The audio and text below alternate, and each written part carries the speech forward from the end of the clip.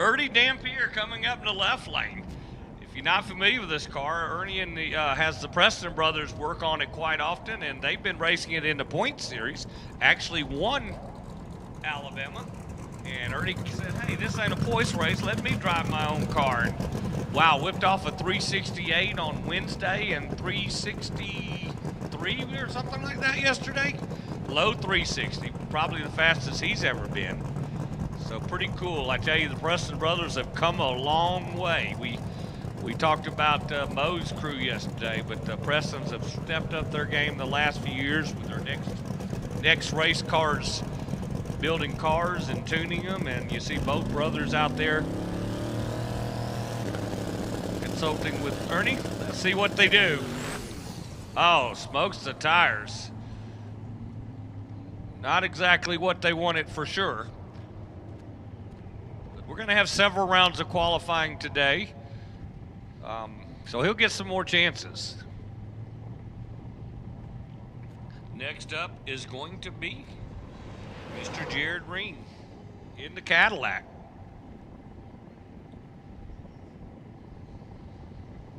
How can I help you regarding Mr. Jared Green?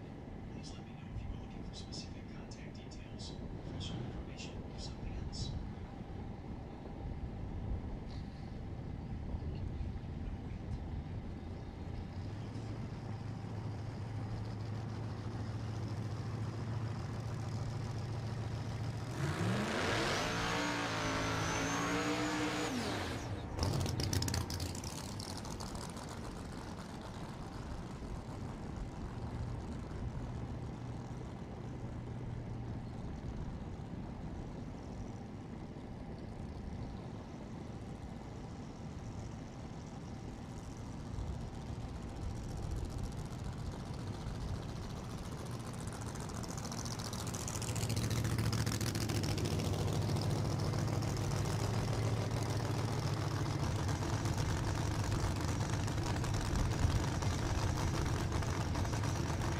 Hey, good morning. Thank you, Wade Mooney. Al Tucci got a ticket to come in here and sit with one of the best ever. How are you, sir? I'm doing fine. Got some good rest, and that's the most important thing, right? It is. People forget you get here yesterday, you get up at 4:30 to go catch a flight. You're hanging around the airport because you want to be there early because, you know, those lines are horrible over there. And the strip search is just unreal. I mean, I went twice. best part of my day, Al. I don't know what you're complaining about. I went through it on purpose, I said, twice. I'm going to get back out of there. What? You didn't find anything? Look again. I goes, that dog got a good nose? Oh, man. Anyway, but yeah, great day. Some little mishaps. I heard you. Look at Jared Ring going down there, Pro 275. The caddy is on. He's on a mission, man. dude. What a weekend for him. You're right? And I heard you, and I wanted to say that when I texted you, I meant what I said because you were talking about some of these career runs for people, and you know, it's unlike. You know, when we do this, we go a few times a month or whatever, and we do it in the winter, this radial racing stuff. But to see these guys come out here in May and start laying numbers down, that's a credit to this track, for one, and the prep that's going on in that track. And it's a credit to these guys that have been tuning these cars for the last couple months, because you said it last night, they were in the 20s or the teens, and now they're going into the O's. Right. And Ed, you mentioned when we were talking about it, all the trees and the oxygen, so not only a great track, it's in a great place to be. Free horsepower, man. Yeah. Free horsepower. So Jared Ring shows that 195 run, and I'll tell you what, 369, he won a 63, didn't he, yesterday, or 4? He was right there with Mo. I mean, when they ran, remember we said that together, we're like, wow. It is going to be a tight field, I tell you. There may only be 4 of them, but it'll be a heck of a semifinal. Absolutely, and as Wade pointed out, this isn't a points race, so that's a big part of the guys thinking how they're going for a championship and a series and trying to win the gold pot at the end. You know, they want to wear their stuff out because there's a lot of racing left for them coming up through the season. Right, you all have Michigan in what, 3 weeks? Yeah. 2.5, 3 weeks or something like that. So. Yeah, end of May. There'll be the shakedown at 131 in Michigan. Hey, Paisano, what's up? Tuta chucha. Abundanza, man. You did a good job. You did. I saw you point at one guy nicely yesterday. That's good, though. You know what I mean? Those Italians are good pointers. They talk with their arms. Good stuff. So we got Boss X's booth open this morning. I was telling you yesterday, you'll see the nicest souvenirs and apparel that you will find at any racetrack. That young lady brings it to the house, man. So Boss X, she is the real boss, the real deal. And go down there and see her parents are in the house. It's such a treat to have the Sapp family here. Jackson's there, and everyone just go down and get yourself something great. What do you got, Wade? Hey, Pisano, why are the stage bulbs on the right lane? Okay. Oh, so the glue don't get on the sensors, right?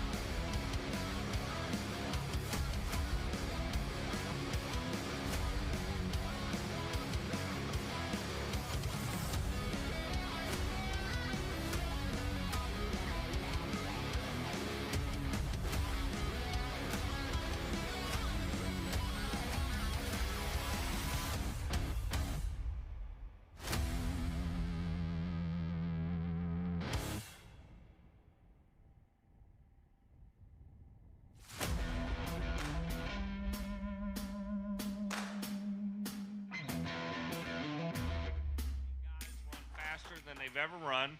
There's no bias or anything. Radial tires are faster than slicks. That's very cool what you're just going to say. Radial tires. I mean, think about it. I don't care about the design, and Mickey Thompson's here, and if you want to go talk to Chris, she'll tell you everything about how those tires came to life and what their pluses and positives are, negatives are. They'll tell you that.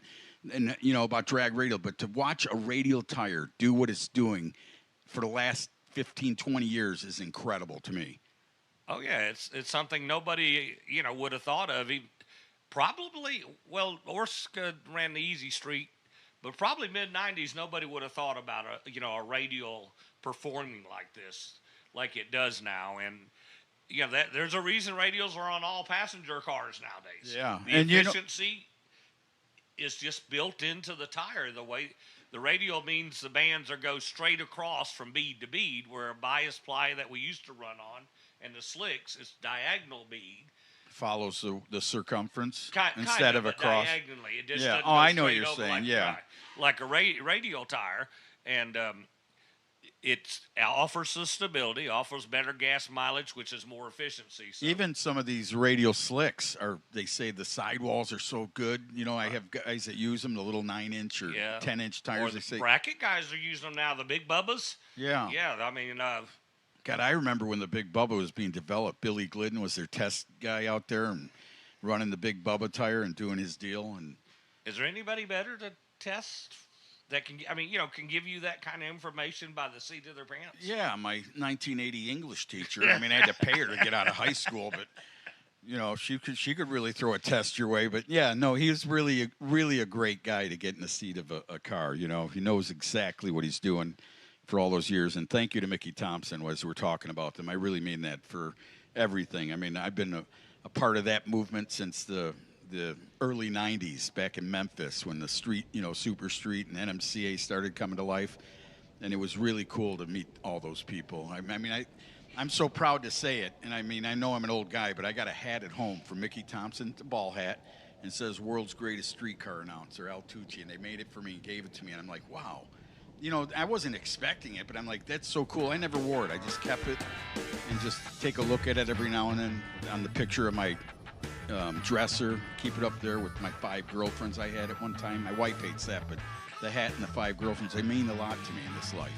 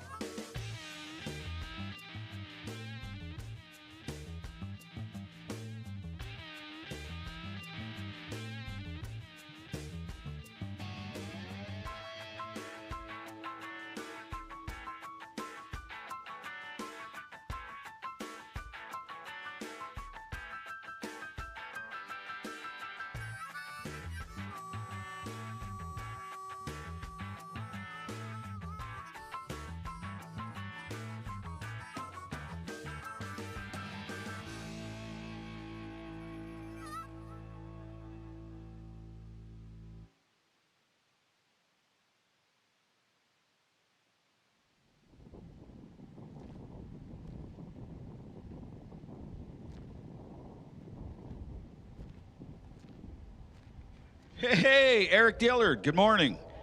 Good to see Eric. I think that's Eric walking down there, isn't it? No? That's his twin. It's all right, Eric. Everybody has a twin, they say, in the world. Yours Eric's just happens over to there. be here the same day you're here. Eric's over there at the front gate. Waving now. Oh, man. Well, good morning to everyone, man. We're getting ready. More Pro 275 action coming your way. Limited drag radial now will start up. And Wally Farbakey will be coming up here in a moment. But right now we got Brian Priest in the Cadillac that you can tell us some history about. That car used to belong to J.R. Pines, had the Pro Charger on it. Priest bought it, painted it military green, and put a blower on it. And another guy set a personal best this weekend. Went 83 last night, I think, something like that. Let me ask Definitely you, Wade. personal best. There was a few Cadillacs running around the last 5 years, right? Right. Remember the other? This was a maroon color, right, back in the day? Right. And there was another maroon one with a blower, a hopper hanging out of it. That too? was a Jack Green, Xavier McBride car. Yeah. Yes. You remember I don't those? know where that went or who has it. I haven't seen You're it in a just while. all you're doing is putting my file right because I don't know. I maybe getting confused thinking that it was that car. Yeah. Well, actually, Proline sold that car for JR. He took it up there and said, "Hey, I'm done." He's a doctor. He's married now. He sold that thing, went and bought a Lamborghini, I think it was, or something. He's got a cool street car that he drag races at the local track every once in a while. But yeah, I'm not sure if Danny or Bud sold that car for him or what. Danny did. So Kugel does do something besides pair up race cars. Yeah, well, we're going to get a chance to watch him with the Mustang over here out of Louisville, Kentucky. John Pryor. Pryor looked to make a move first off the line, a big move. If that was in a elimination round, man, I'm going to tell you what, you don't want a guy leaving you like that while you're sewing a sweater for your grandmother in the right lane. 390 with a 5 at over 189 miles an hour. Yeah, left lane Pryor, 398 at 187, and actually it was a lot closer, like you said, because of reaction time. You see there was 800s difference in the ET, but only 300s difference at the finish line. And yeah, it could have been embarrassing. Priest brought a lot of that back in 60 feet. You see that? That deal as they get ready for more action coming out here in this category. How about Wally Farbakey coming up here? I'm so happy for him and Joe O from Hyperactive, the tuner. Big guy standing down there in the right lane, walking across the track. Probably sees a dime, but he doesn't have time to pick it up. He's going to watch as Wally backs up here, and Wally's got his little helper, crew helper there, brand new to the team. The kid does a really good job. Alf, we need Extreme Street to 1 and 2, please. Extreme Street, 1 and 2, please. Extreme Street. Good morning, Maddie. That's one badass driver right there, brother, Maddie, and of course Chris Terry's wife. Expecting. She's the only girl I know could be a couple months pregnant and lose 20-something pounds. It's all right. She's a good girl, man.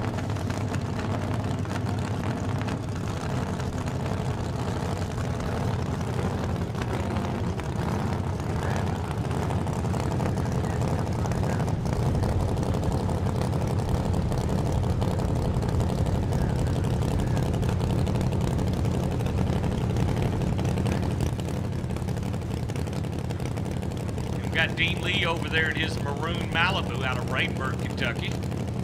That's a fast car, man. There is no ducks here. If you came here duck hunting, you're in trouble.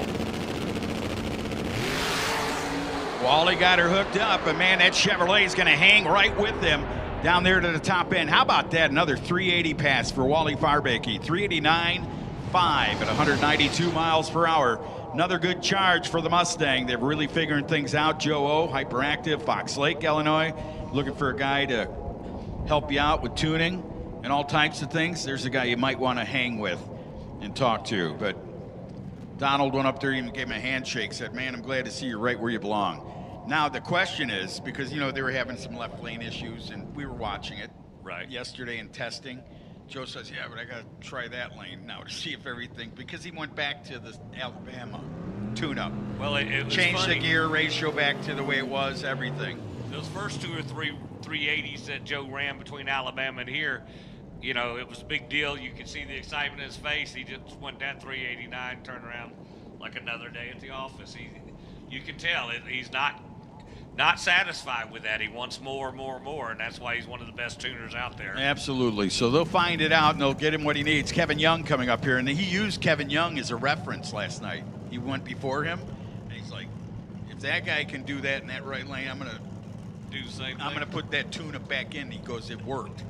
So that's what a good guy does. You watch others. You don't just, go off your own playbook. You see how everyone else is running. Right, and I know people get aggravated about people on the starting line and all, but that's one reason why we do let the tuners hang out up there, because, they like to see the track conditions, see what, a good racer in front of them did for them. I guarantee you some people are watching Shane Stack right now and going to base their tune-up back in the staging lanes off, well, both these cars, you know, going to ask them, base their tune-up off what they do right here. Well, Shane came for one reason here this weekend. You told it best last night. He came for that throne, brother. He carried the other one around for a couple years. I think he finally took it out of the trailer, but it is the Battle of the Thrones, brought to you by Jerry Bickle Race Cars and all the fine people to make it happen. And Shane, the Thrill Billy, goes 391 at 196 miles per hour. Man, I'm going to tell you what, that's a pretty stout car right there. That car really runs well for many years. 407 over there for Young and the Corvette out of Idaho Falls, Idaho. 143 miles per hour. When you say Idaho Falls, Idaho, and you think we're in the middle of the mountains here in Kentucky, right? You're thinking, wow, what a trip. What a trip. Everywhere from Idaho is a trip, except maybe Washington State. But Kevin was actually out on him by 7 numbers at 3:30, but the puff smoke, either when he cut it off or he did cut it off before that and slowed. Still goes 407 at only 143. That's 53 miles an hour slower than Shane, and still goes 407. Wow, that's incredible stuff. And we'll see a lot of that throughout the weekend here as our next two will get paired up here as we're waiting on the top end to clear. Derek Cooper out of Bowling Green, Kentucky in the Ford Mustang will get a shot at this qualifying attempt here in X275 as we start that category. And old Marshall Dillon from Festus, Missouri, Philip Reichart is going to come out in his Camaro to take on Cooper. What did Miss Kitty say?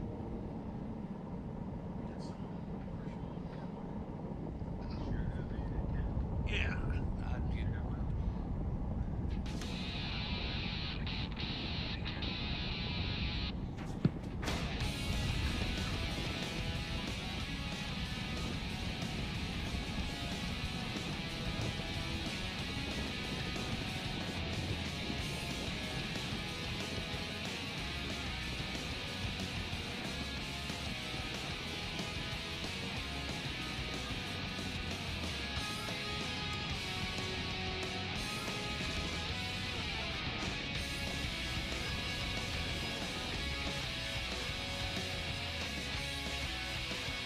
We didn't pay for that concert, my friend.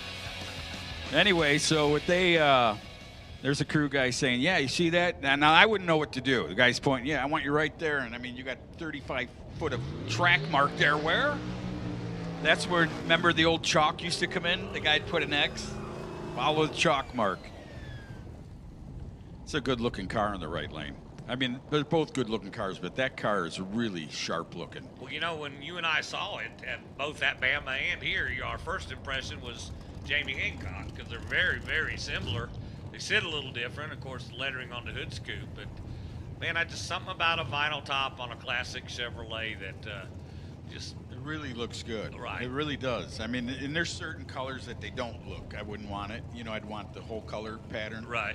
But some of those cars and the colors, and they like the blues, boom, Duckies, Johnsons, Nova, that thing just pops right into your eyes, don't it? It does, and you know, of course, Ducky always has good-looking blue cars.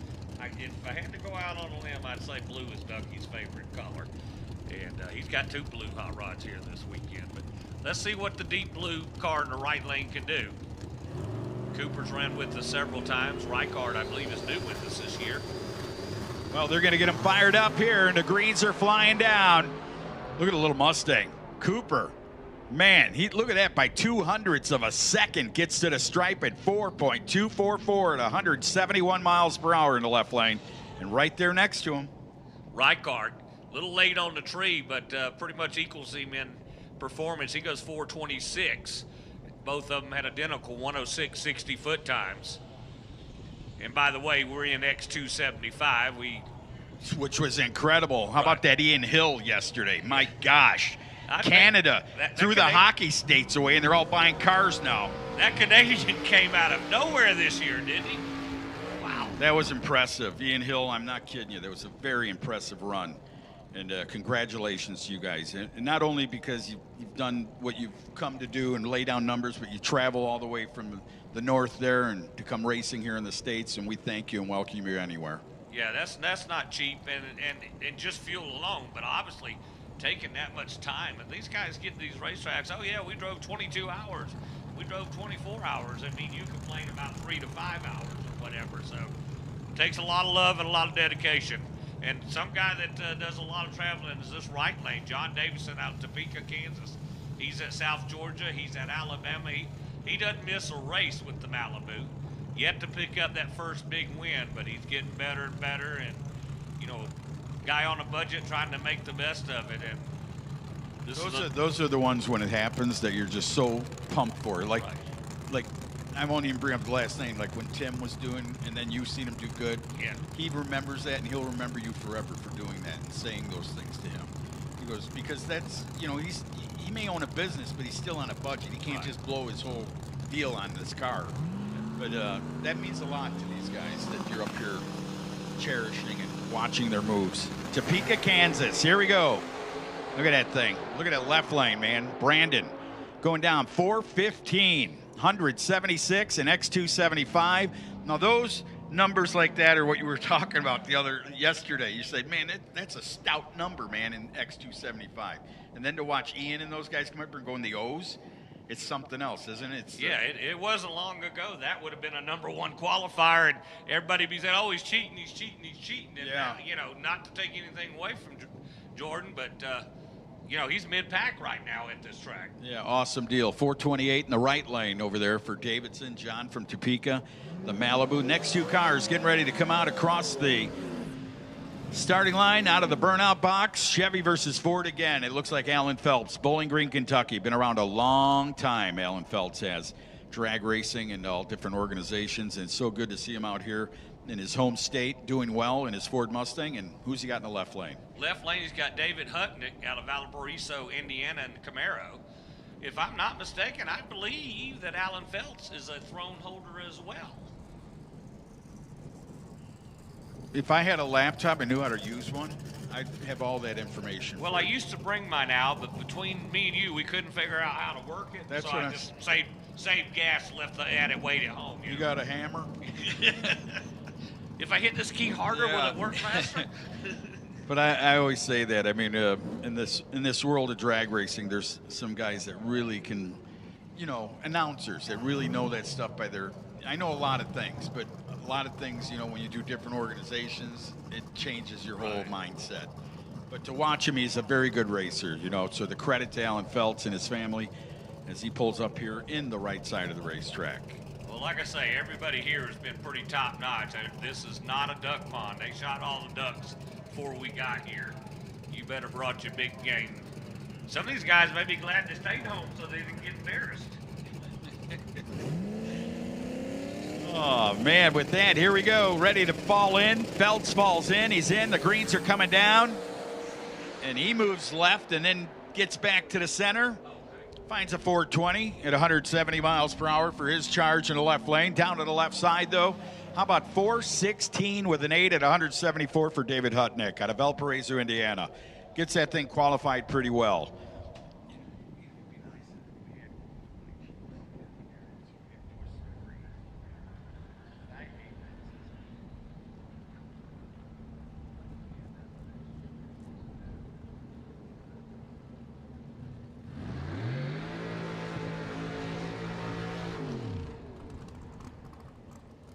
Brings up Jeff Moses. We talked yesterday about the the old black Mustang that they have and do double duty in 7.0 and 6.0 and stuff. If they're not here running this big car, they're at a local track somewhere honing their skills. And this is, I have never gotten the truth about how many cubic inches, but this is probably the biggest small block Ford cubic inch wise that you can build. And he's got a bottle feeding it. Yeah, and these guys know how to do it. They started small, and another one of these self-built families like the Preston brothers, where they make up with it for hard work, smart work. Absolutely, good reference too. The Preston family, they are tough dudes, man. When you see those little Kentucky family come out there and start putting a whooping on you, and you're like, where are they from? Yeah.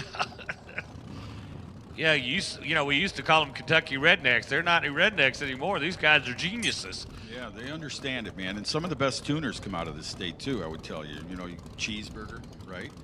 Yeah, Cheeseburger's here, out Ohio, somewhere. Hell, he's everywhere.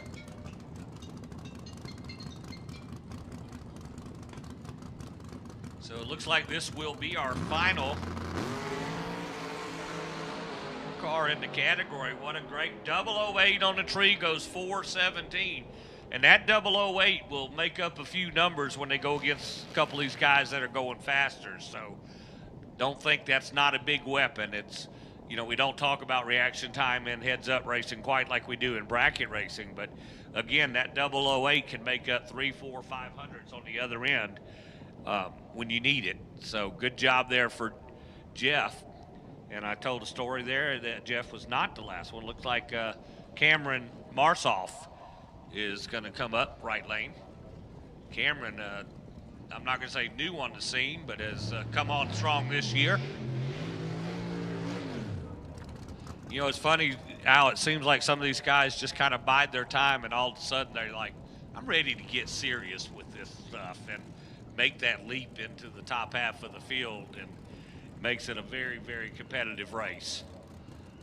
Use the word serious about it, because I think you're serious when you first buy your first camshaft as a young kid before you even build the motor, and you're like, oh, I'm going to put this cam in that small block or big block. But I think a lot has to do with you make the next step of performance. You know, you say, well, I got to, if I'm going to do this, I'm going to have that power plant, or I'm going to have that transmission. You know, you may have the power plant, but then from there back, it's not the right equipment. Right. I mean, it's the right equipment, it's just not the right package for this class or that class. Well, and one thing I learned a long time ago, Al, even as a bracket racer, you know, things got to match and work together. You can't go buy the biggest motor and then buy the wrong converter or the wrong transmission gear or the wrong rear end gear. You know, if you can't match it, it's worthless. And I don't care who your tuner is. They can't work magic with, you know, the wrong product. So it's important, and you know, you about got to buy the best you can buy if you're going to run with these fellas. Wow, that thing was on a mission, and then it all of a sudden said, well, trying to go to the straight up boost. I don't know if they're testing or not in you know, a new product or something. The other day, testing Wednesday, I don't think he made a full pass at all. You know, looked like it was planned, and that didn't see anything go wrong with the car there. So maybe their plan shut off to save parts. A lot of them say once they get 330, they know what the car's going to do. Yeah. You know, and they don't want to beat on it the other half of the track. Why wear it out when you got a race to win on that weekend? We'll find out. Those never wear out, Wayne. They say that's the only issue. Anyway, Eric Jarvis coming up here. You've never heard that? Out of is it Kettlesburg? He's out of Kentucky, Al. There he is, Kettlesburg, I believe. But that's a cool little car. I mean, look at the baby. That is a picture right there on the cover of Drag Illustrated. Start them while they're young. Ultra Street, we need you guys. Come on, Ultra Street. We're waiting on you, fellas. Don't know if you didn't hear the call, but please, Ultra Street, come on if you want to get part of this record-setting weather here. Is that car not cool, Eric Jarvis? I've seen him run some different events, and I bet that thing's a handful. That's a little bitty car to be going that fast in. And then that product that she's using to hold the child, that's called the I'm going with. You know, hey, I'm going racing, honey. Oh, are you? We're going with. Right. Tyree Smith over the right lane goes 451. Jarvis goes 453. Tyree, a good name for many years. Good guy. Suspension setup guy and stuff like that back in the day could really make a car hook and go fast. So Tyree doing good on that 51 and that Chevrolet Camaro that he's campaigning. Usually has that old Nova. Here comes a flashback. Pete Thompson over there. Camden, Ohio. I'm just saying for the car. Old Monte Carlo, I believe, right? Rolls up here right lane. Yes, sir. Nave will be over there in the Malibu. You know, of all the G bodies, the Malibu and the Le Mans just didn't seem to take off like the Cutlass and Regal and all, you know, as far as being race cars. Meaning the what one is your preference? What do you mean? I missed that whole situation. Well, the G body setup, you know, the suspension, they're all basically the same car. in the Monte Carlo or the Pontiac Le Mans. It's just not nearly as possible, as popular as the Oldsmobile Cutlass or the Malibu or the Buick Grand National. I wanted to point out to your thing because I read a lot of magazines, this car stuff in high school. They said that Malibu, not that one, but those 78 9s right there in that area would replace what the 55 Chevys were in drag racers back in the day. They said that'll be the 55 Chevrolet. People who always wanted one. You've seen a lot back in the day, if you remember. Especially you. You've been at the race since you were 2, right? Well, it was 6, but yeah. I tell you what I think's replaced the 55 Chevrolet is the S10 pickup truck. Oh, that too. There's another big. You got to like trucks though, right? Right. You got to be able to. And there's guys who've built those that just say, hey, that's a good deal. You get them. You can find those things rolling. Like guys put tons of money into them, and you can get a good rolling S10 and have yourself a heck of a race truck. Well, you think about it, it's one of the few cars that actually has a real frame anymore, not a unibody, type frame situation. So you don't have to spend a lot of money on that component. Of course, you got to beef up the rear end and maybe buy you some of them old cow tracks that Ron Rhodes made popular back in the day. But yeah, it's a heck of a race car, and with budget in mind. X255, 4 pairs, first 4 pairs of X255 to the lanes.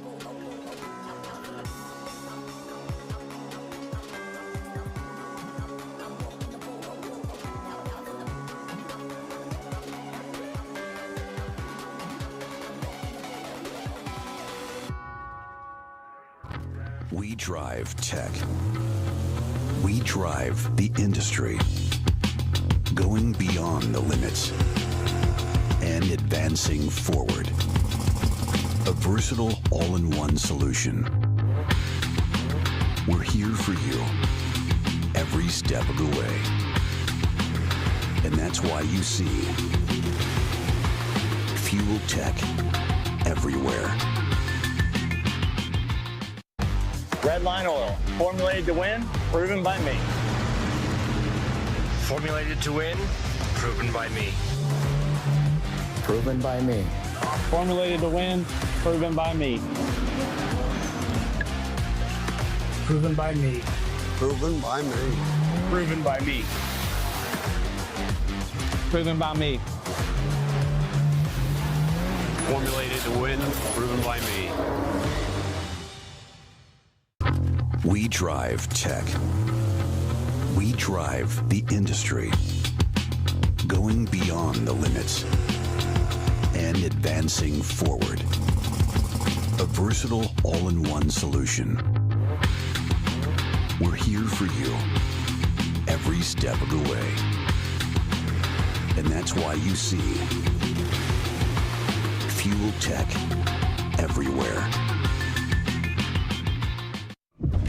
On back roads and drag strips, farm fields, and the interstate, there's a movement growing. A movement of hardworking men and women that trust Hot Shot Secret to take care of their vehicles. It's the fastest growing diesel additive brand, but you don't have to take our word for it. Take theirs. Lab formulated, dyno tested, track and proven. Hot Shot Secret, powered by science.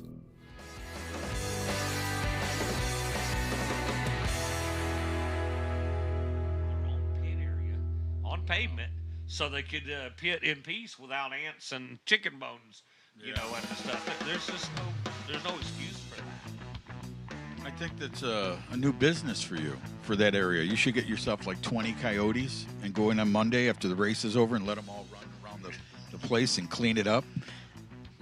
So, Al, Wayne's looking at me like, Al, what business school did you attend to come up with an idea like that? feed the hungry dog. Idaho Falls University? Feed the hungry dog. Feed the hungry dog? Anyway, so we got plenty of racing, got some tractors, and to do some stuff on the track here now for a moment before our next category starts up in Extreme Street, and we'll be back in a moment.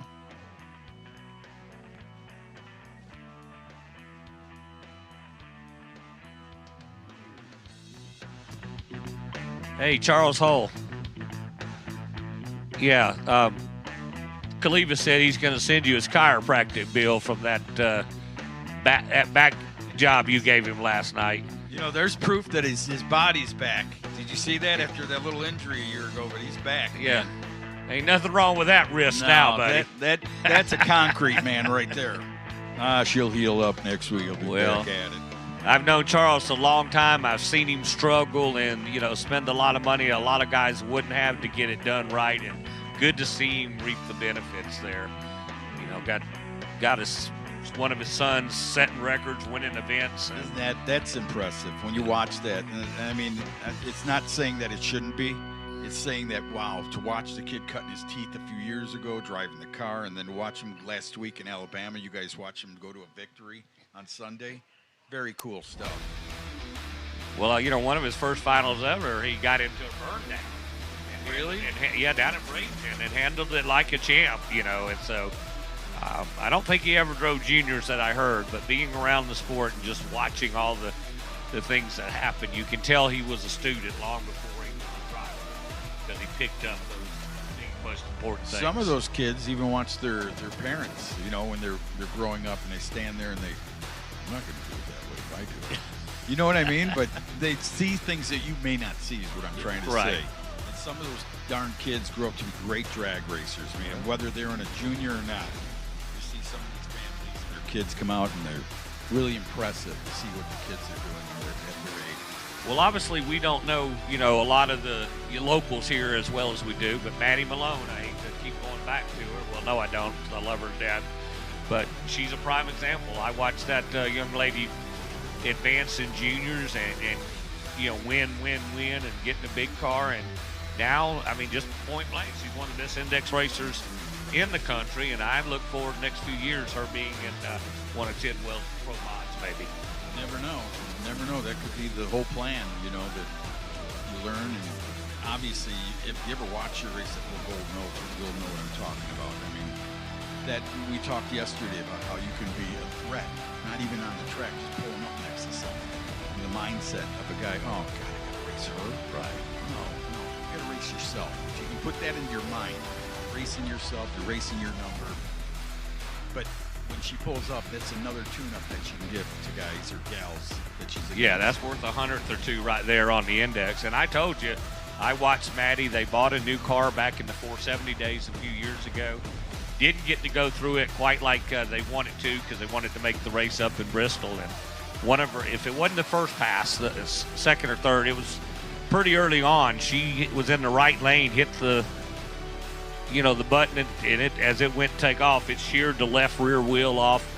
And 470 cars are pretty powerful, and she did a masterful job of missing the Christmas tree and getting it stopped. And I went over and checked on her and spoke to her. She wasn't shaking at all. She was a 50-year-old driver. Oh, well, things happen. She's more than a pretty face and more than just somebody let go of a button and knows how to drive fibers on it. She knows how to handle adversity. She's handled it in that blue car, turned sideways a few times. I'm grinning with you here. You didn't have to go down there and say, you can open your eyes now. No. You know what I mean? Because there's some people like that. You're right. Wow, what a job. Yeah, I didn't see a thing of it, man. Thank God. No. But you're right. It happens so fast. Stuff can happen, and if you're not on the seat, if you're not up on the wheel, then sometimes it's your fault. Right. You have to, a lot of it has to do with respecting what you're in. If you don't respect that race car, and you think, just another day in the office, you're crazy. Especially at the speeds we're going here today. Correct. And and we're not just bragging on Maddie there. My local track, we got a yes, he is. Maddie. We got a 15-year-old girl that has started driving a big car as well as her junior, and she's running low 7 seconds. Her first race in the big car a couple weeks ago, she went 4 rounds foot braking, and at 15 years old, what would me and you have given to be able to go out there and have that kind of success? Yeah, isn't that awesome? And I was just reading about Mike Bowman's daughter. She just won a gold of diamond 75th in her junior. Oh. And usually it's the other, they're twins, and Kayla, but usually the other one's pretty aggressive. The one that isn't won the big one. So now it's, I sent her a text. I've known her dad forever, and I love his family. And I told his kids, I said, that one travel with it, show it off. I mean, that's not just a Wally. That's a 75th anniversary Wally with diamonds in it. So enjoy that one. Well, kind of getting back to Shane carrying that throne around, that's a little bit of intimidation right there as well. You know, she's won a Wally. She's no slouch. Absolutely. Yes, sir. Yes, sir.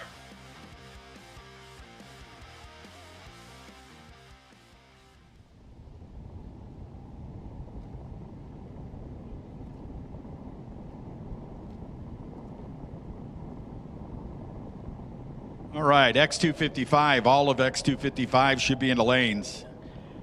X255, all of you should be in the lanes. All right, need No Time Pro Truck to the lanes, please. No Time Pro Truck to the lanes. No Time Pro Truck. Brought to you by S&S Diesel. Thank you to S&S Diesel for all your high performance needs. If you want to do diesel or just get a diesel repair, I'm sure they can help you out. S&S Diesel, bringing you a No Time Truck here in Kentucky this weekend.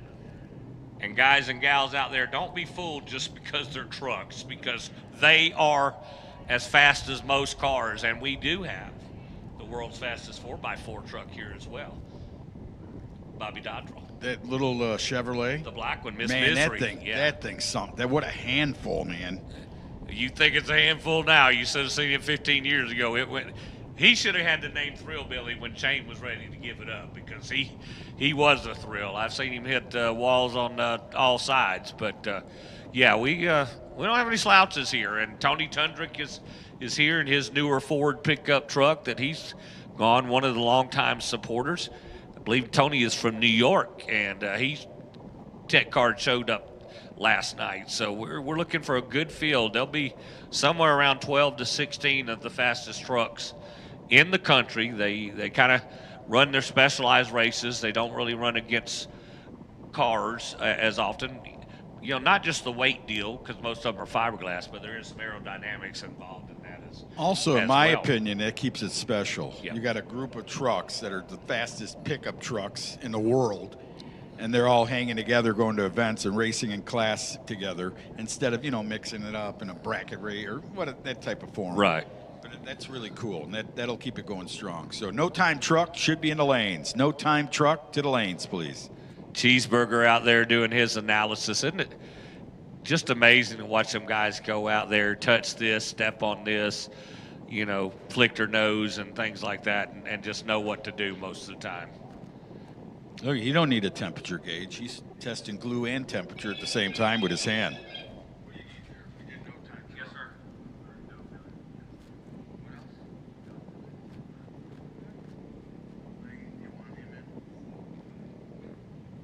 All right, no billet 10-5 to the lanes, please. No billet 10-5 to the lanes. No billet 10-5. Looking for you in the lanes.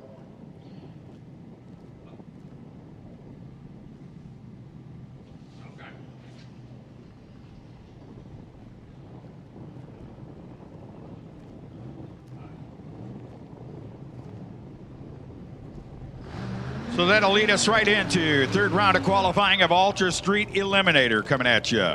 Wade Mooney, what do you got? I need 6-0 and 1 and 2. Wicked Gangster 5 and 6, please. To the lanes, please. Wicked Gangster and 6-0 to the lanes, please.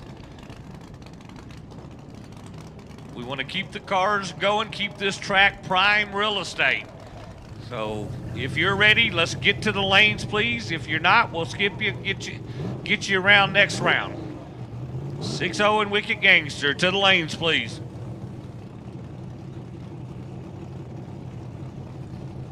So 1 and 2, 6-0 to lanes 1 and 2, please. 6-0 to 1 and 2, please.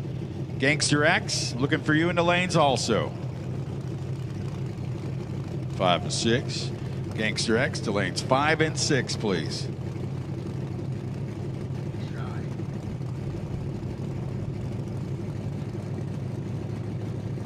All right, so Miranda Burris, young lady doing the driving right here on the right side from Texas, right? And Jesse Coulter, number 1, carries the number 1 in this category. That's the champion from last year. Coulter goes out, wheels in the air, has to get out of it. Slows down to a 438 at 160 miles per hour. And 105 in a 60-foot. Miranda was doing pretty good, man. She left the line good, had a pretty good 07 light, went 108, 60-foot, and then shut her down. So only coasted to 544. So Jesse slowed to a 438. Yeah. Well, he had his brake light, unless Yeah. that's a trick. Some guys have a toggle switch. Right. They want to put it in your mindset that, look at that. He's on the brakes going 430s. Next two automobiles in the burnout area right here. Little Ford Mustang on the right side of Jesse Colonel. We'll be up there. And look at that burnout. There's a good picture, huh? Coming out the windows. He had the windows open. And Ryan Grigsby lighting the hides up. Ryan, another one of those Texas guys. And, we talk about tuners. Ryan, pretty dadgum good tuner himself. I've watched him tune Taylor Laster to several wins, and he tuned the no-time car, Salty Bitch, also a nitrous oxide, to a couple series championships for that class. So Ryan knows what he's doing. He's taking a little step back as far as the tuning job, and out having some fun. Put down a couple really good laps yesterday. Getting some seat time, man. Enjoying it. Gorgeous Chevrolet Camaro, by the way. I mean, if you really go up and see that thing in the staging lanes or in his pits, that thing is pretty.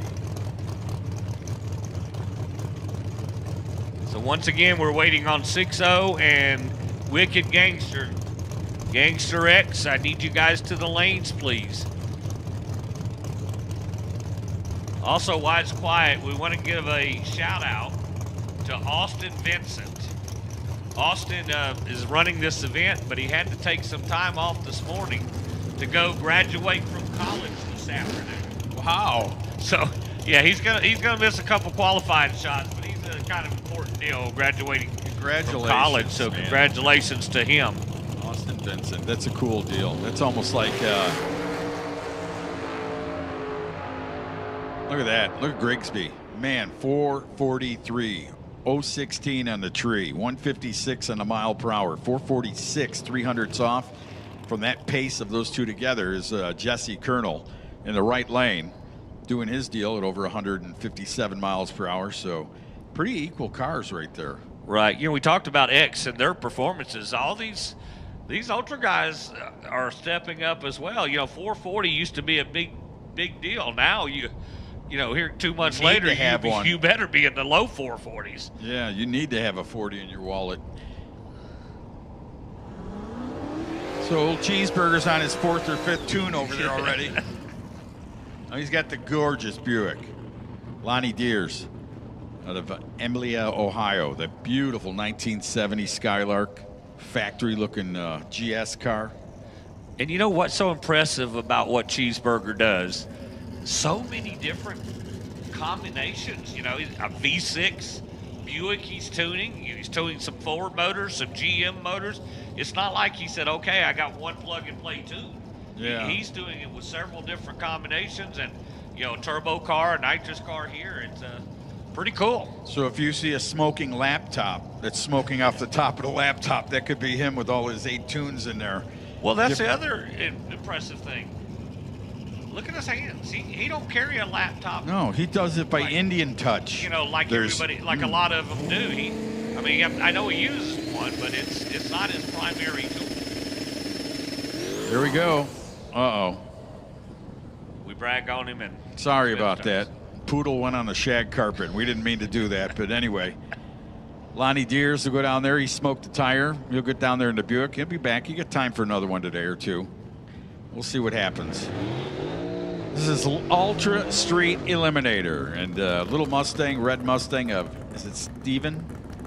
It may be Steven or Stefan. Stefan Lackey. I've seen it pronounced both ways, but Columbus, Indiana, backing up the little Mustang Fox body. Little hatchback car with a still got the moonroof or sunroof in it. Don't see a whole lot of those. Structure-wise, they're supposedly not as strong. Clean old race car, probably the original factory paint the way it looks, but it's pretty clean for 80s model. Yeah. Is that 86? Something like that. I'm not a Ford guy, Al. I can't tell the Fox bodies apart. Other than the 4 eyes and the 2 eyes, I don't, and a hatchback, of course, and a notch. I don't know the difference.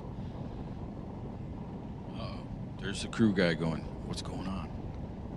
You got to touch the fender.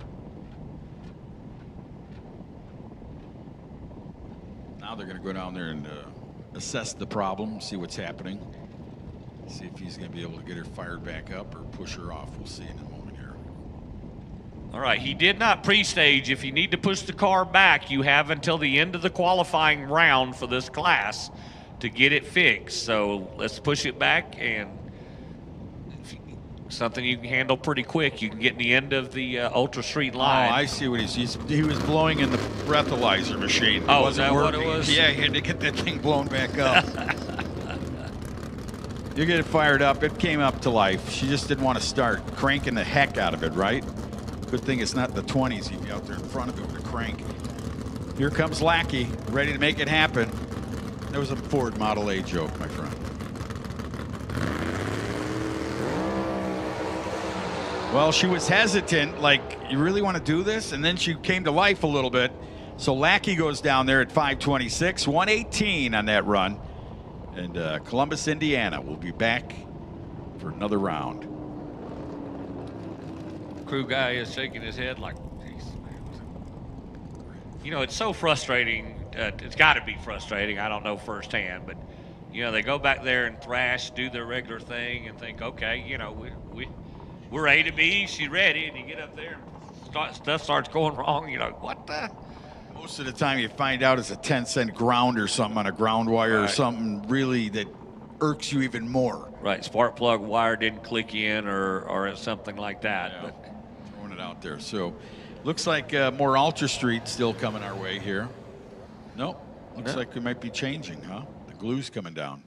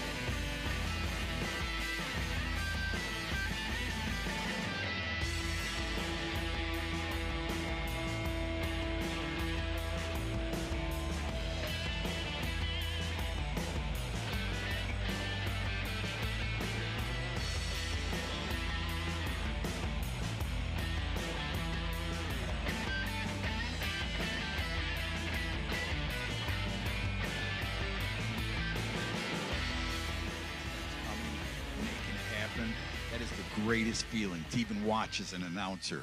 It makes you like so proud for him, you know, that you've conquered some of the best in your category. Well, I think sometimes we're more proud than the racer. Like you say, when Tim Oros got that first 3-second run, and I'm not bragging on myself, but I went down there to tell him congratulations because I knew how hard he had worked for it, Yeah. And it was a personal milestone that he just had to conquer. It's almost like if he couldn't conquer it soon, and I'm not saying this because I know it, but it's almost like, man, maybe I shouldn't be doing this. No, you know what's... And he got there, and now, now he's got I that talk jersey. all the time about that.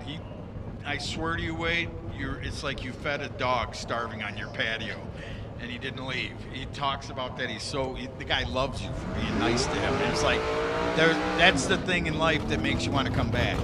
That's what he'll tell you. When someone that cares and sees what you're doing. And, he was about a 10th off of the fastest runs in that category, but you're there. You're getting there, man. Right. It could happen. Now he's switched up everything. So he's selling the turbos, putting the hearts on that deal, and bought a Pro Mod.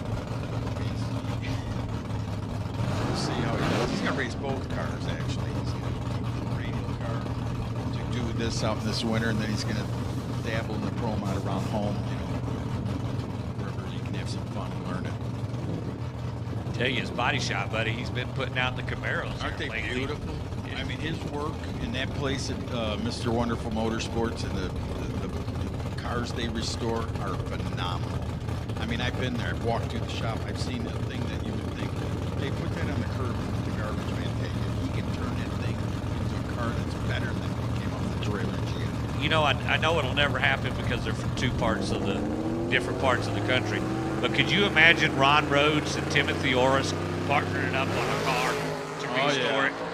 You can see the passion in their automobiles, that's for sure. Here we go, X275 making their charge down there. It's going to be a qualifying lap of 5:17 for Colt Scott out of Hillsboro, 132 miles an hour. And the right side, Chris Tino goes down there at a 5:20, 134 mile per hour charge in the right lane. This is X275 coming your way. Or X255, I'm sorry, X255.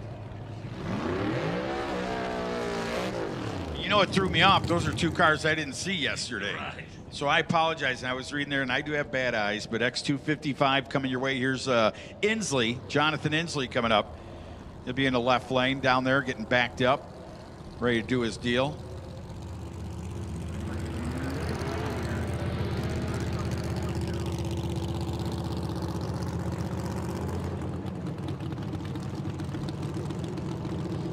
That is Cam Mays down there.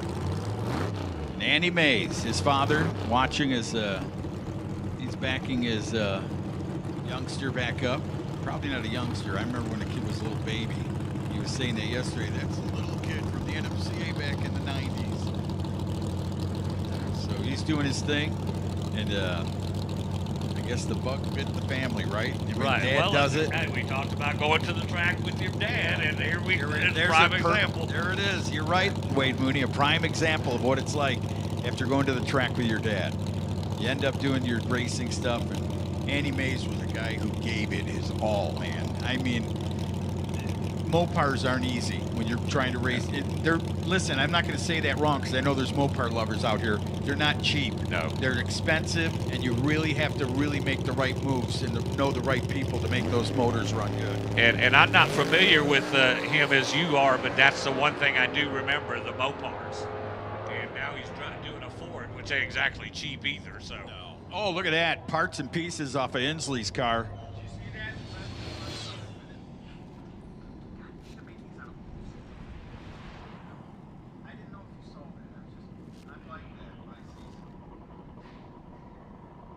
Thank you, dear.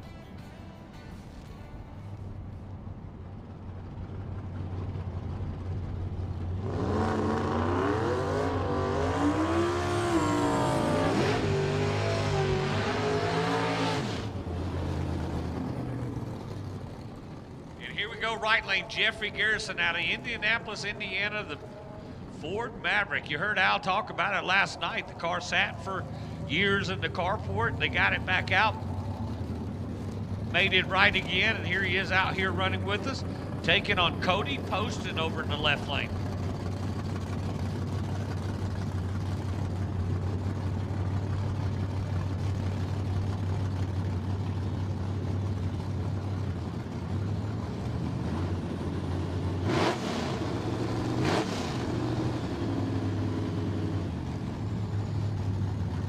Still running X255, new radial points class for us this year.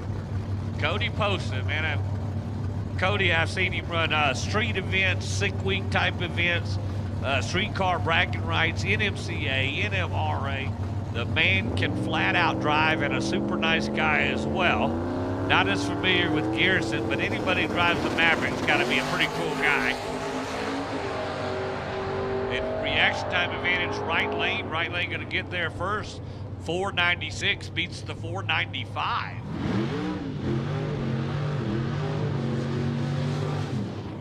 And here comes Robert Strong, the big Monte Carlo out of Pensacola, Florida. Indeed, flew hard out of Florida as well. They drove all the way to Kentucky just to take on each other right here in our third round of qualifying for our X255 class. But these guys are original supporters of the class, and they just look for an opportunity to to run it, support it every opportunity they get. Strong was fast right off the trailer yesterday. Fluhart's been struggling the last couple of events. We watched him lay down a 4-second pass last night, so hopefully he's back.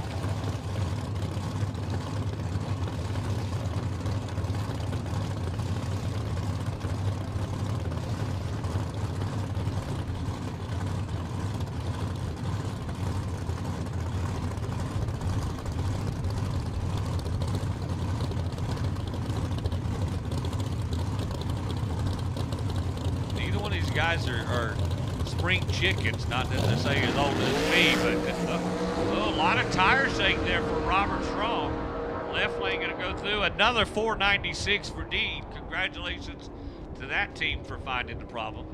Robert, very unusual for caliber of that car to shake the tires like that. So it looks like we're going to do a little tire prep here. I need to make sure my 6.0 and my No Time trucks and my Gangster X cars are all in the lanes. Let's keep the lanes full. Let's keep the lanes full. This won't take long. We'll be back to action.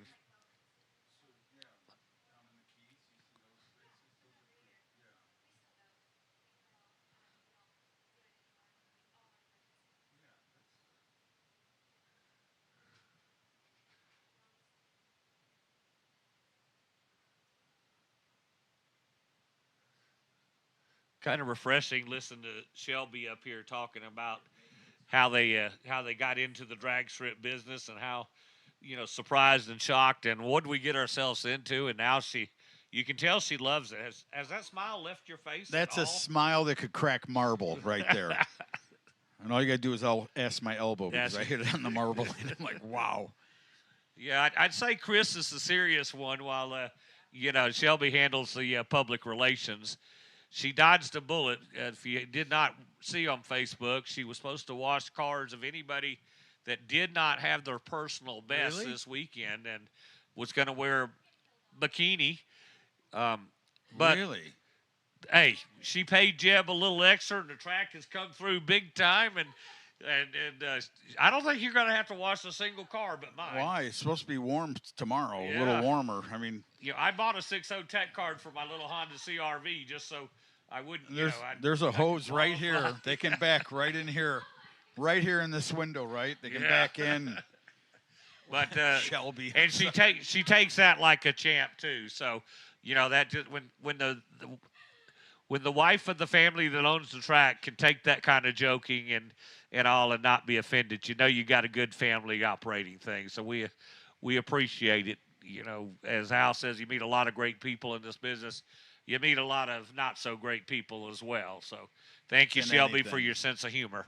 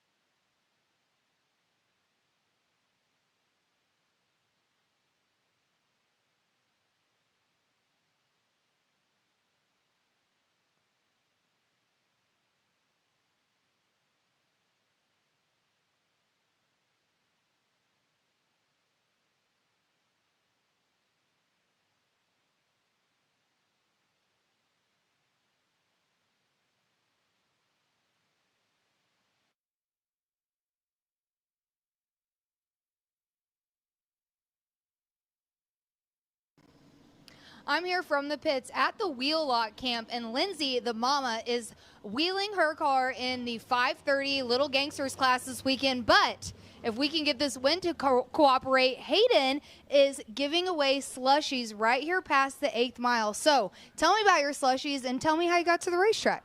Well, I've always grown up at the racetrack, and I feel like every time we're here, we always give out something for free. It's my dad's rule because racetrack people are too nice. So we have cold slushies because it's really heating up today. They're good, in my opinion. Perfect. So come by this camp, get you a slushie, check out the car. The whole family is involved in the racing. I follow you guys on social media, and you and your siblings are so cute, always cheering on your mom. And I've watched you guys for a long time, and it wasn't that long ago that you were just peeking over the window, and now you're like looking down into the car. So do you have any plans on driving ever? Heck yeah. I am so excited. I forget what it's called, but it's down in Bunker Hill. It's about an hour and 20 minutes away from my house, and I'm going to plan to race there. I get my license really soon, too. We got to find a good car, and I'm so excited. Nice. Well, keep it in the family. Come get you a slushie, and thanks for talking to me. Of course. Thank you.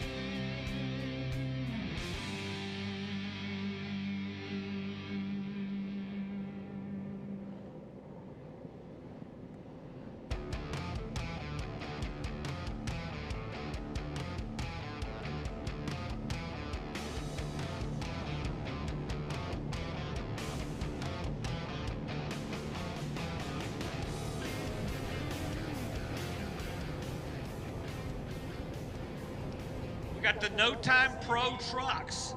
Thank you, Butters, for reminding us of that. And we got two of the best coming up now. Yeah, there in the trucks. Oh, yeah, you're not kidding. Look at that, lighting the hides up. What a burnout there, man. He put the smoke out of the tailgate, out of the fenders, out of the doors. He's one step away from a Cheech and Chong movie.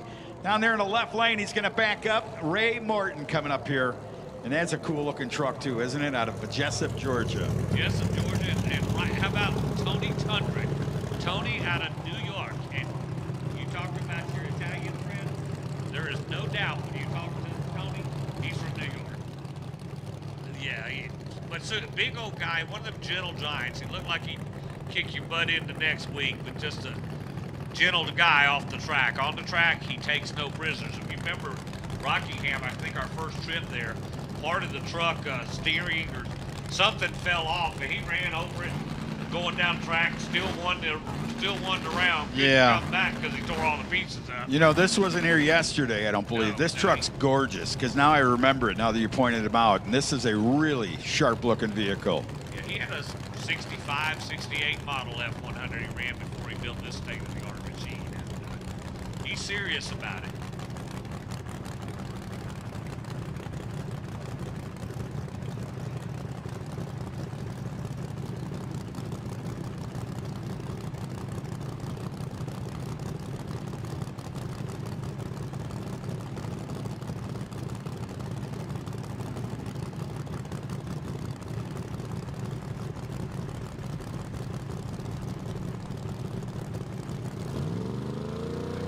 All right, so with that, Tony Tundrick now ready to go, bringing the RPMs up over there in the left lane. They're fully staged. 2 trucks, no time.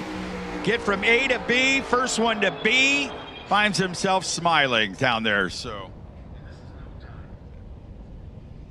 getting down there first, Ray Morton gets a stripe.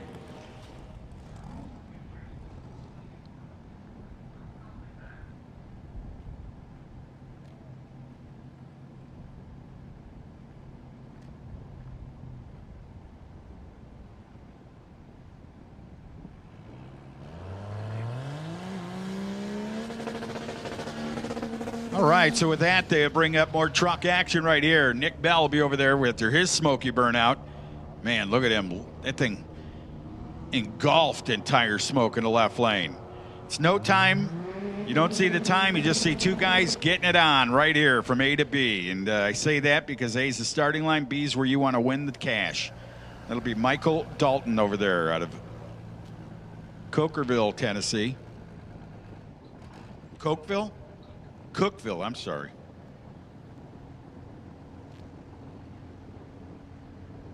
So he'll back up his good-looking Ford, right? Orange in color.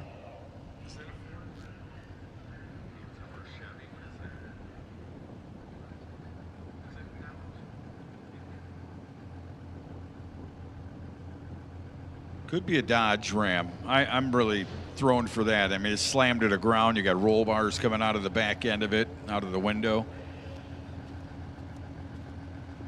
Nick Bell and company, though, goes to the pre-staging area here in this round 3 of qualifying for the no-time truck deal.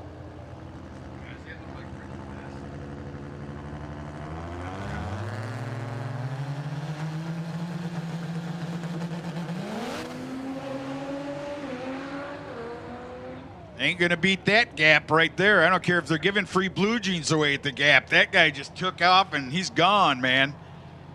Gets down there and shows that he's got the power to win some races with a truck like that. So Michael Dalton doing his deal. Robert Martin now coming up. Yeah, get it, Robert. Man, I'd like to see him go another 40, 50 feet like that, just lighten those hides up.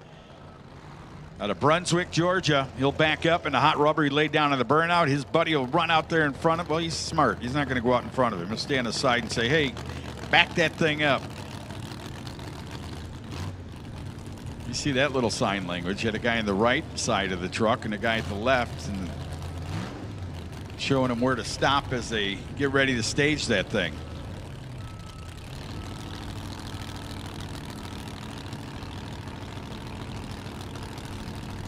Super Pro 1 through 3. Super Pro Eliminator to 1 through 3. Super Pro to 1 through 3, please, in the staging lanes.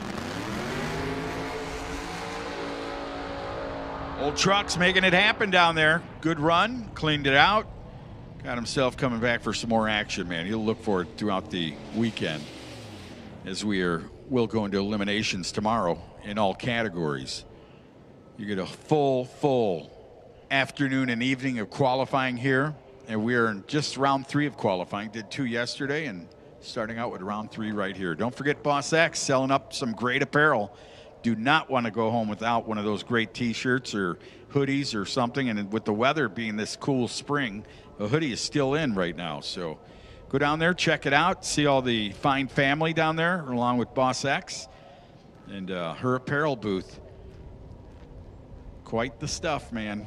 From hats, pins, patches, neat stuff, T-shirts, hoodies, and all the stuff. Whether it's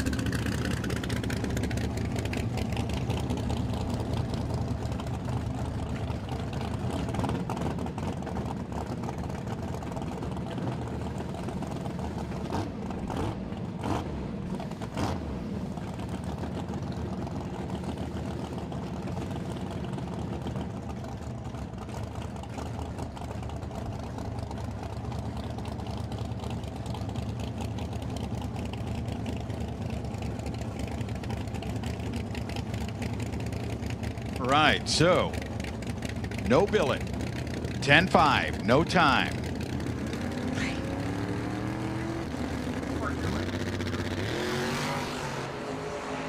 No time racing. What is that? What is that vehicle? I missed that. Oh, Malibu. God, that thing looked different. Maybe the way the sun reflected off the back end of it. So Jason Bergstrom goes down there with a good pass. He gets a stripe first. It's no billet. 10-5 is the tire designation, right, Bud? And no billet is no billet parts on the motor, right?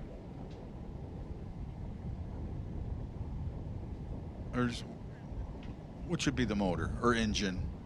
Electric's motor, engine's gas, right? Or is it vice versa? I'm looking at the guy who works at a place that builds some of the best in the world. And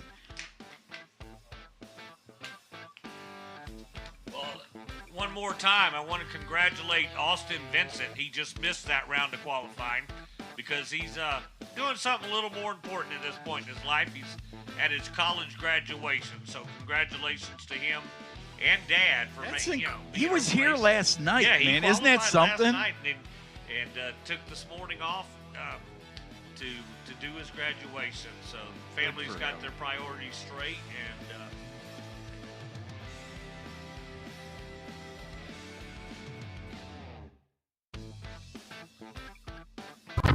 We drive tech. We drive the industry. Going beyond the limits and advancing forward. A versatile all-in-one solution. We're here for you every step of the way. And that's why you see fuel tech everywhere. Redline Oil, formulated to win, proven by me. Formulated to win, proven by me. Proven by me. Formulated to win, proven by me. Proven by me. Proven by me. Proven by me. Proven by me. Formulated to win, proven by me. We drive tech. We drive the industry. Going beyond the limits and advancing forward. A versatile all-in-one solution. We're here for you every step of the way. And that's why you see fuel tech everywhere. On back roads and drag strips, farm fields, and the interstate. There's a movement growing. A movement of hardworking men and women that trust Hot Shot Secret to take care of their vehicles. It's the fastest growing diesel additive brand, but you don't have to take our word for it. Take theirs. Lab formulated, dyno tested, track and proven. Hot Shot Secret, powered by science. Because that you're thinking about him, because it was thinking he wasn't here was the way you were speaking. Right. So he hears that and he's going, wow, they really like me, Sally Fields. They like me, Allie. That's a good kid. That's the kid that's going to graduate this afternoon right here. He didn't leave yet. We thought he was already going down the red carpet, getting his little thing and throwing his hat in the air, but he's here ready to make another lap in no billet 10.5. Family racing team, and go ahead, Wade. And no, we don't report false news here. It's just an accident. Poor reporting is what we're going to call it. Our pit reporter has lost his job. Here we go. Austin Vincent coming up. Super Pro to 1 and 2. Super Pro should be in 1 and 2, please. And the Central City, Kentucky-based Little Mustang been racing, as you heard Wade Mooney talk about it last night. His father used to campaign this car. Now he's the crew chief for his son. Son doing the driving of the car. Will be graduating college this afternoon. Cool thing. Come out here, get qualified up, then go get dressed up. Get your diploma. Good deal. Good run. Man, was that true? True to the perfect run. I'm telling you, that thing went right from A, center of the track, didn't move around at all. And his dad knows how to do it well. I'm telling you what, they both set that car up very good. And congratulations to your son, sir. So I'll tell you what, kind of cool to see that happening right here before our eyes, you know? I was going to say, I remember it wasn't a graduation, but I think it was a prom that Jamie Hancock missed with the ADRL back at Valdosta one year. He was a young 18-year-old. I think this is a true story. I mean, I lived it, so I'm kind of guessing it was him. Knowing Jamie, it might have been his wedding day, or I mean, nothing gets in the way of Jamie racing. Yeah. Another great family of drag racers, man, the Hancocks, for many years, from his dad to him, and it's kind of see that they, you know, hand the steering wheel down in some cases. In some cases, the kids don't want to drive the cars, they just want to be a part of it. Here comes Moses, Shane Moses, Athens, Tennessee, the old Ford Mustang. We're in 6-0 Eliminator, 6-0 Index.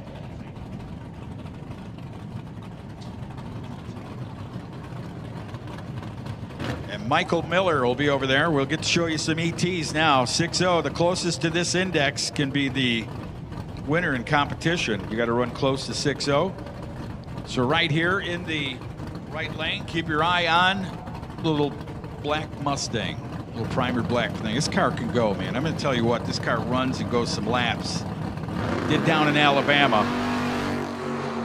Moses family had that thing dialed in at the 6-0 index. Down there in the top end, look at that, 6:05. If that was eliminations, they would have took the win over a 6:07, 200s closer to the 6-0 index. At over 114 miles per hour. Good job for the Moses family.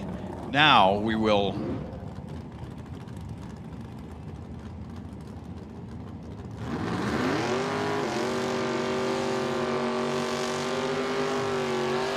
oh, look at that. Man, is that thing good looking. Little roadster down there. I love my favorite colors, red and black.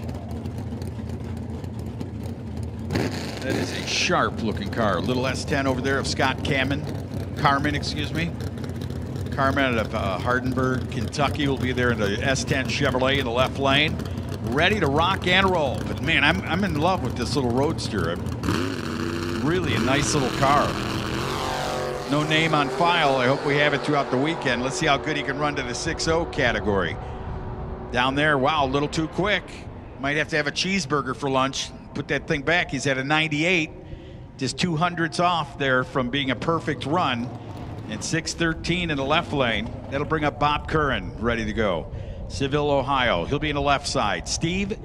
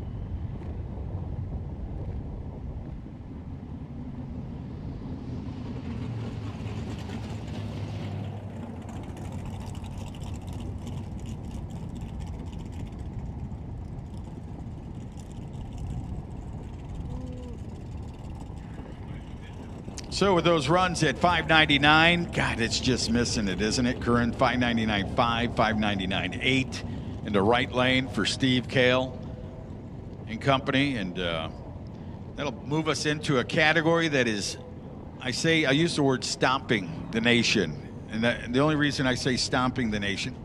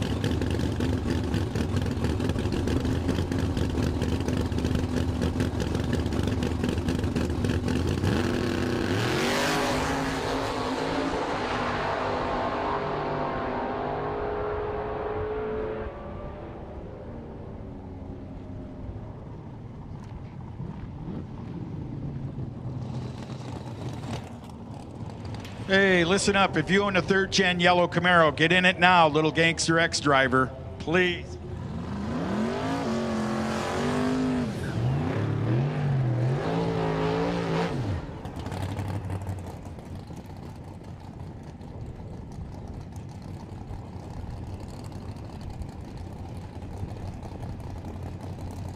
If you got a yellow Camaro and you don't have a mullet, it's your car, because I've seen you with your helmet off. Go get your yellow Camaro and get ready to race, please. You're blocking the lane.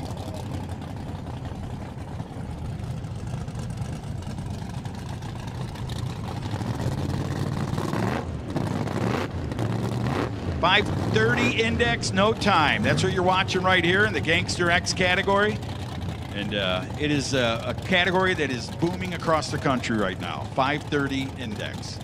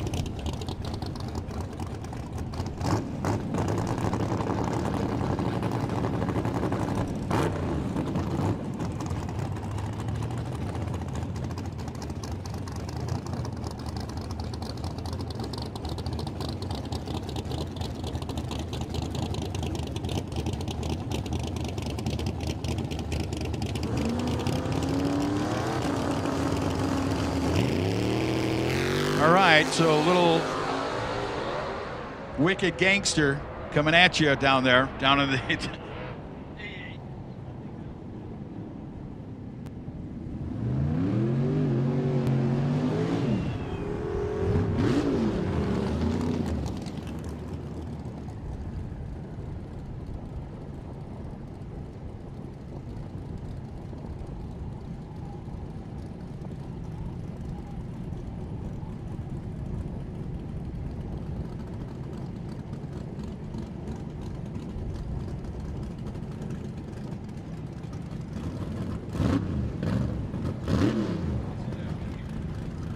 A Berlinetta. You know, I remember those. I remember a guy had a black and red one back in the. We were just talking. John Sears, come here a second. Sit down for 1 second. This is on up, and it's our tech guy, tech official, not only here for all the Radial Outlaws, but a tech guy that does a lot of racing tech for private events all over the country, right? Yeah, we handle pretty much everything from pro mods to junior dragsters. And you started, you know, we were talking, it's a cool category, you know, it is. I mean, it's neat. And anytime something in the sport of drag racing is recreated, and I say recreated because we all know we've seen cars that can run 530 our whole life. But to find a little niche and get off the trailer, no time slips, no time, it kind of throws a mental curve into one's brain, doesn't it? Oh, it absolutely does. Anytime that you come out here and you don't get a time slip and you're wondering where you're at, even with the electronics that we have today, you don't know specifically where you're at. Dragons or a couple of numbers off, so you can get those, but you don't actually know until you I like that. Tell the draggy is like a little computer thing, right? That you can. It's like a little GPS monitor. You reset it just before leaving. You give you the time. It's fairly. So you could be like, if you're saying you want to go 530, that thing could be either too quick or a little slower. Correct. So it's not going to give you, yeah, which is a good helper if you're not getting a time slip. I mean, at least you know kind of where you are. And if you're a good racer, you know who you raced where he was. Now you can look at that and say, well, he's either too far back or I'm just running good, right? Right. So and that's one of the things when X racing or bracket racing, you want to get dialed in essentially. Whereas in heads-up racing, there is no dial-in. It's first to the finish line. The mid-quicker man's way in here. You've got to be not only good on the light, you've got to be good on the finish line as well, where you're driving the finish line with the guy next to you. I heard a great story about you last night with Wade here. No, about some dude that you told he needed new gloves.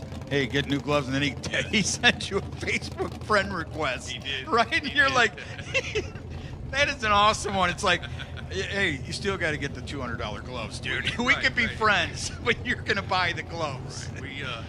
It's got to be tough, right? It does, being a tech guy. I mean, it's all about safety, really, when you come down to it. We want people to go home to their families at the end of the weekend in one piece. Yeah, and I mean, that's what it's all about. But that's a classic one right there. Wade goes, and then the guy leaves the tech shack, and all of a sudden, bing, are we friends? We are friends. Can we be friends? Anyway, but John Sears here, our tech guy who comes from back, I mean, we came back from the same cloth back in the day, you know, drag racing back in Memphis, the big streetcar races and pro street races.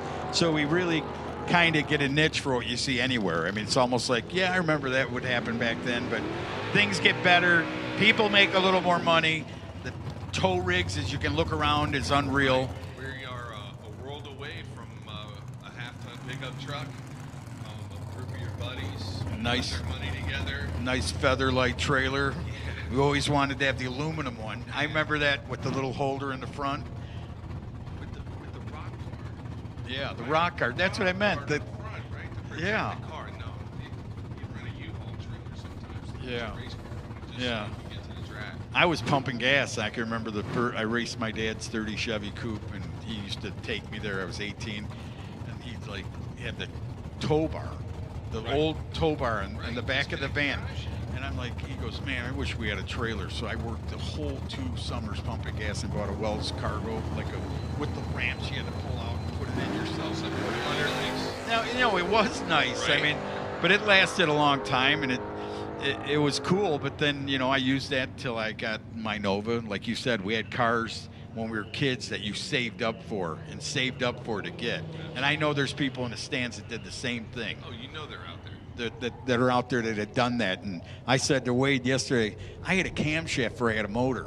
I'm like, look at this, 570 lift, 600 on the exhaust. You didn't have the Isky 292 back in the day? Yeah. 292. Isn't that something? That stuff, right? Like you look back on it. So to get to the point I want to get to, tell me how you feel. What are you, 50-something now? No, man, I just turned 60. Oh, all right. That's all right. I was pretty close. So 59-ish. it's 59-ish. But how are you doing with that? You're retired now, right? This is not a retirement. This is a tour for you to go out and work. This is my world tour. And I mean, this guy came from, I would tell you your job. I used to think about your last job at the national parks. Yes. What a job. I mean, if you want solace and be quiet and just, never seemed like a good job until you had to go to meetings. Well, as everybody knows, in the corporate world of government, red tape, politics, and everything, even in the Park Service, it's there, but you did get the opportunity to go out into the middle of the park and have a good time, relax, be at one with nature, so to speak. After all the years, I'd still love to go back and do it again, but it was time to move on. Yeah, I had friends that were into the, fishing and hunting. They would dream for that job. He said, man, I would like to end up in Wisconsin. We're from Illinois. I'd like to be in Wisconsin up one of those trees looking for fires and, stuff like that. I mean, those are nice jobs if you can land them. Oh, yeah. So what I'm trying to say to you, John Sears, is thank you. You gave up a lot. No, you gave up a lot to come and do this for a passion. It's a passion is what it is. Or sickness. It could be that too. I mean, I was watching Facebook, and there's a lot of things going on with guys that are retiring and from racing and stuff. I don't want to get into names, but and I was staring at it and listening, and I'm like, really, there must be something deep in that says I got to get out of this. I got to move on and do something different. Well, I think one of the things is, and it's like any hobby or something that you're passionate about, it winds up becoming all-encompassing, and it's a whole new way that you're identified is through that, and you got to have some diversity in your life. There's a couple of things outside of what we do here that we love so much to kind of give your life some balance. Yeah. You're right. You're right. Your kids grow up so fast. Where were you, my son? I said that to Wade just today. I said, Wade, I went in the house. I seen this kid with a beard. I'm like, who are you? I'm your son, Ryan, dude. You don't remember me? I'm 28 now. I'm like, I'm sorry. I missed that football catch. Are you paying Radial? Yeah. No, he's getting married in October, so it just goes by so fast, all those things. But on a better note, I know you got work to do, but I want to thank you for stepping in for a minute. Anytime, mi casa, su casa, because I really enjoy talking to you about, because you come from that same deal. You didn't just pop in here as Mr. Tim Tech. No, You worked your way up to this. stripes for sure. Good. Thank you for being a part of this. Appreciate you. John Sears, your tech man, and you see him all over. He's sponsored by RPM, right? His trailer was. RPM Transit. Yeah, so he's obviously doing good work. But thank you for so much, and thanks for being here, US 60.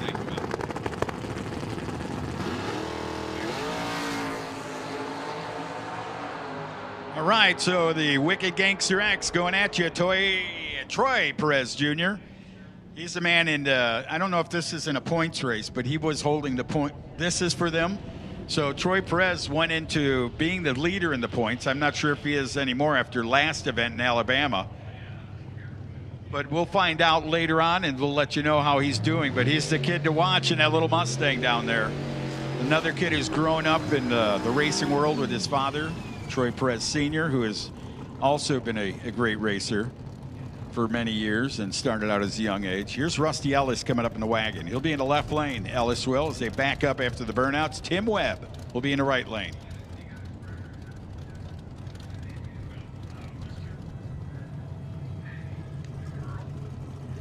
Wow, how about that? So Troy Perez is #1 right now in the Wicked Gangster competition in the points chase that's going throughout the season, and Maddie Malone is #2.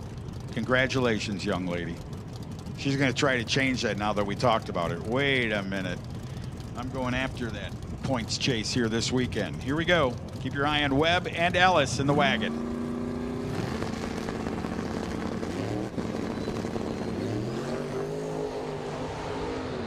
Wow, the wagon's working, man. Putting it all down on the back tire. Leaning back as they go 530s, and that is the index. We don't see it. They don't see it until they get back and see how they run. But, man, it's not a true 530 stripe either. It's you can get to the stripe so on qualifying. But here's the car I really simply love right here, this El Camino of Cody Wiggins here out of Keevil, Kentucky. The Chevrolet El Camino. I had a 65 yellow one. Man, it was a treat. But, you know, you got to pay the bills and feed the kids. You got to let them go sometimes. I can't tell you how many cars I had to let go. Speaking of paying the bills, I took that $100 you gave me last night, John, and I drove by pit a couple times. They did lock the El Camino up in the trailer last night, so I couldn't steal it for you last night. I'm going to try again tonight, though. There you go. All you got to do is have a screwdriver and get those 2 wires under the dash if it's got the factory wiring. There we go, man. How about it? Cody Wiggins making it happen to the stripe down there in the no-time Gangster X category. Jeremy Williams now will come up here in the left lane. Little Ford Mustang, 94-ish or something of that matter, and a nitrous oxide machine of Concrete Carl Hammer coming up here. He is a 6-bag mix right here.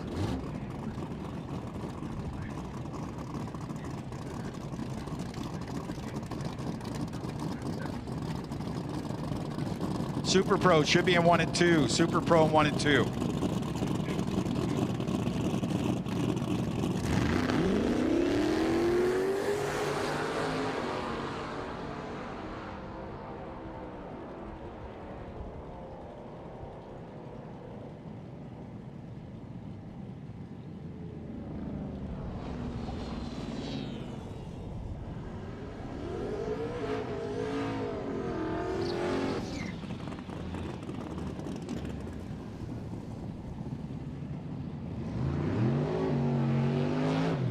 There's the driver. He found his car. John Rever, right there, Fairland, Indiana. Will be over there in the old Chevrolet Camaro. Backing up, Chevrolet Corvette is going to be Dean Vaughn, man. Sardinia, Ohio, Chevrolet Corvette he just purchased out of Chicago. Put a big block in it. did some of his fancy engineering work on it, and it looks good, man. You lift the hood on that thing, see that big block in there sitting there, and capable to work on anything. It's got a nitrous oxide kit on it also, so don't know if he uses it in this competition, but he does have the spray on that car. So Gangster X coming at you right here. No time, 5:30 index.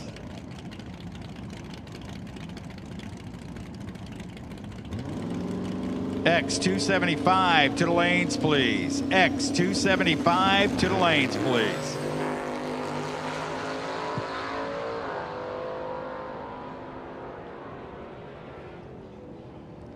So John's going to get down to the stripe first in his Chevrolet Camaro. This will bring up a little Gangster X Canada-based machine of Ian Hill. He'll be over in the right lane, and he'll take on Tim Poston out of Round Hill, Kentucky. So we've been talking about Cody and that gorgeous green Mustang for a couple days. Tim is the dad, so I guess he had to do a little work, so now he's here today, and both of them will be running. And what do you say about Ian, man? He joined us this year. Now he's running two cars. Isn't that something? Them Canadians be working, man, be working. Yeah, he's got it going on down there. So he's set the record, I believe.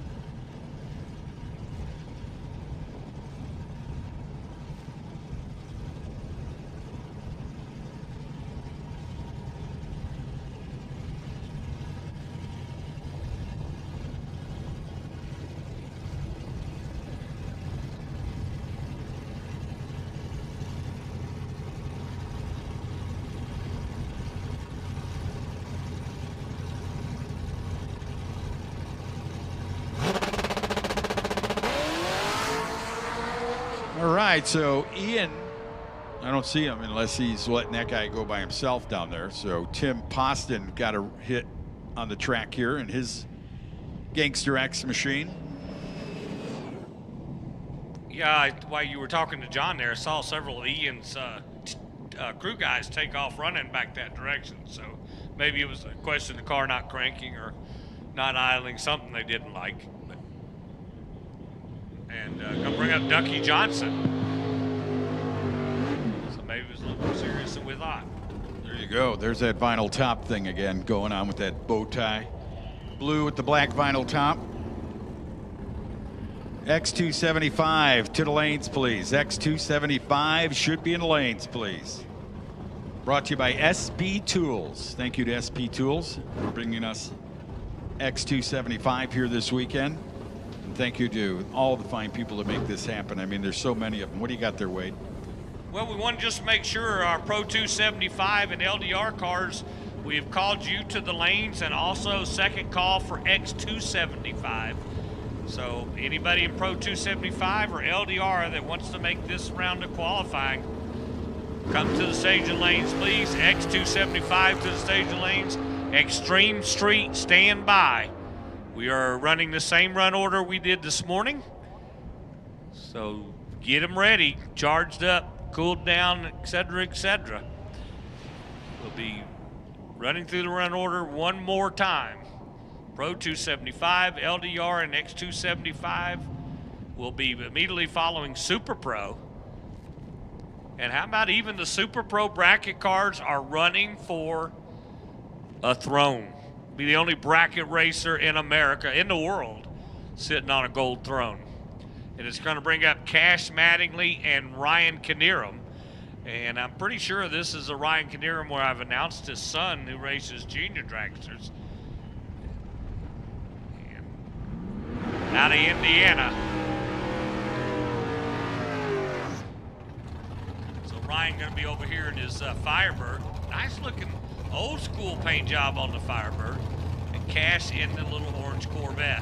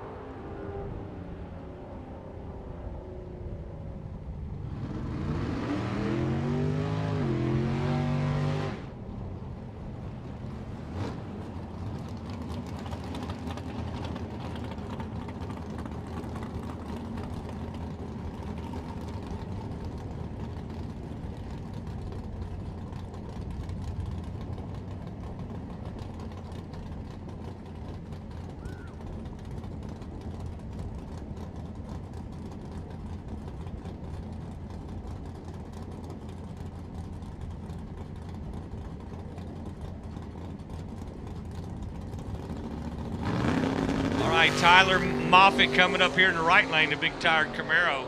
012 reaction time and goes through with a 6:01. He might want to get in the 6:0 class. Looks like we're going to have a little track prep before Pro 275 comes up.